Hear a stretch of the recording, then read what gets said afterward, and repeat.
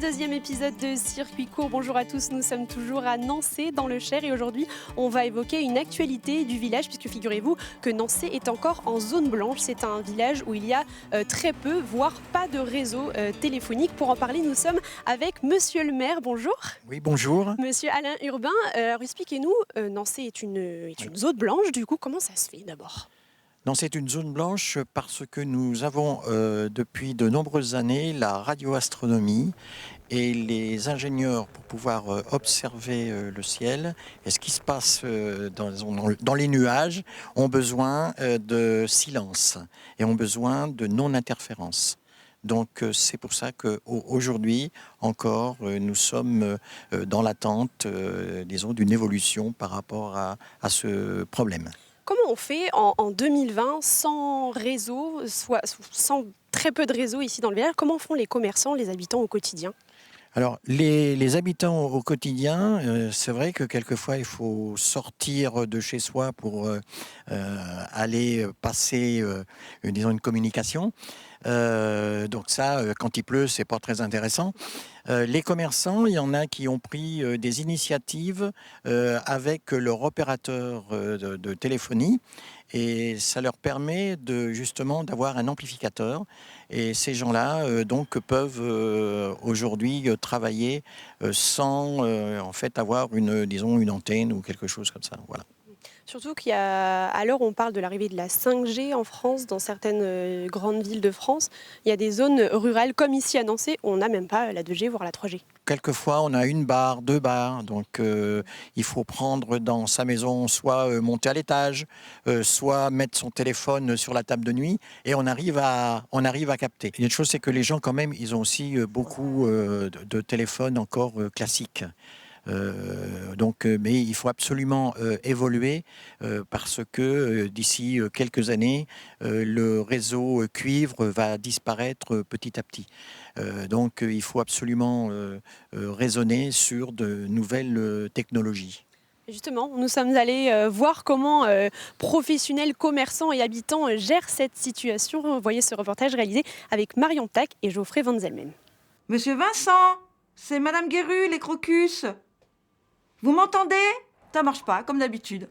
Donc c'est comme ça tout le temps. Ici, recevoir ou passer un appel est extrêmement difficile.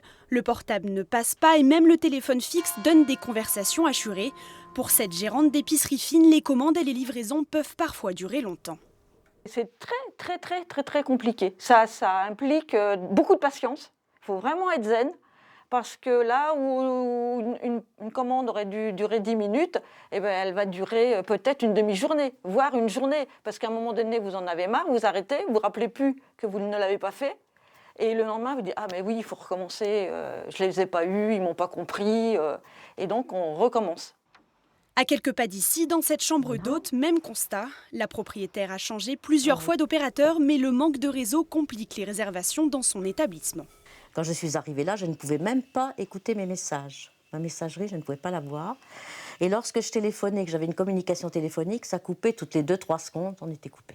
C'est pas facile pour l'activité que nous faisons. Quand les gens veulent réserver, c'est pas évident. À l'heure où l'on parle de l'arrivée de la 5G dans certaines villes, Nançay est encore en zone blanche. En plus du réseau téléphonique, Internet fonctionne aussi au ralenti. La population a l'impression d'être bloquée à une autre époque, ce qui donne lieu à des situations cocasses. À cet endroit-là, c'est impossible. Donc, des fois, si j'ai besoin, il faut que je sois hors de la ville, quoi. On fait le pied de grue dans la maison pour trouver du réseau. C'est-à-dire, expliquez-moi. On fait un peu les coins pour voir, on regarde, on éteint, on rallume pour voir si on a du réseau. Et quand on a du réseau, on ne bouge plus. Pour pallier ce manque de réseau, le gouvernement a imposé aux opérateurs de s'installer dans des zones identifiées prioritaires à travers un programme appelé New Deal Mobile. Nançay en fait partie. On doit être quelques communes dans le Cher qui sont inscrites au New Deal et qui obligent en fait maintenant les opérateurs qui ont été désignés par la préfecture à aider ces communes en zone blanche, dont la nôtre. Donc c'est pour ça maintenant nous savons que nous avons un opérateur désigné qui va voir comment il peut faire pour installer une antenne et qu'on puisse enfin avoir du réseau. Nançay devrait bénéficier de la 4G d'ici 2022, une avancée majeure pour ce village dont la fracture numérique et mobile est ouverte depuis bien trop longtemps. Voilà, on vient de le voir, monsieur le maire, des commerçants, des professionnels, des habitants qui ont du mal à gérer ce réseau téléphonique.